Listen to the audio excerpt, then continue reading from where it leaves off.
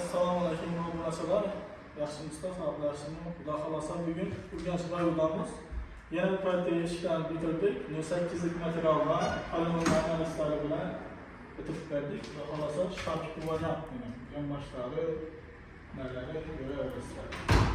Eng sifatli materialdan bo'ldi. Ko'rsatuvlar,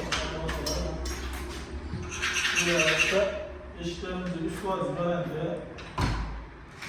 Banda postalık işlerimiz zamoklara geçer, zamokların değişiklikler yine zamoktan oldu. Kalk konusunu çöplerdik aramızda biraz sevdi oturttular çünkü görüp kanalımızdan şu işlerini görüp nefes verdik.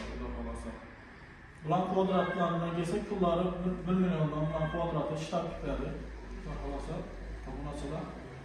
Başka variantda sizler başka variantlarını işletlere veririz. Bu rayonda biraz bir zarda 4 kulak kalın 18'lik materialda işledik. En sifatli, en yaxşı materialdan güllərin işləri bağat edib işlep verdik. Beşikimiz benet oldu. Beşikimizin boyu 240 oldu. 1 metre 240 oldu. Böyle 5 eşik olarak verdik. Görüp daha beraber bu nasıl? Yine yanma kapımız, aynaları, kaşlı ayna, karonaları konkret etip işlep verdik.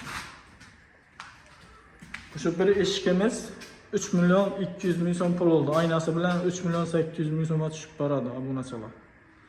En yaxşı, en sifatli materialdan. 90'lık işlerimiz de şunu aytib qo'yaramiz. 90'lık işlerimiz 2 milyon 700'den düşüp bardılar. Yok bu kummat eken deseler, oyma varyantları var. 1 milyon 600 bin sondan başlanadı. Abunaçılar çok ki varyantta boladı. Ştapik bombayı da oyma olup çıkardı yine görün. Ştapikleri, ilerleri çok gedib işlep koymaz. Yep boşu mümkün olmaz. Banlina kuxniya aynalar çıkardık. Kalit ayna. Bunu açıp beklemişlerini görebilirsiniz.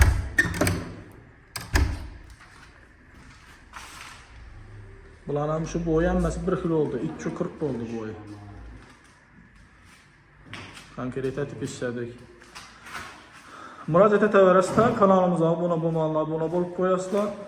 Hazar isteseniz de hazarız. Bu biriyle dastavkamız var. Xorazm, Qarorxoq bo'ylab dastavka xizmatlar hamma narsasi bor, xudo xolasa.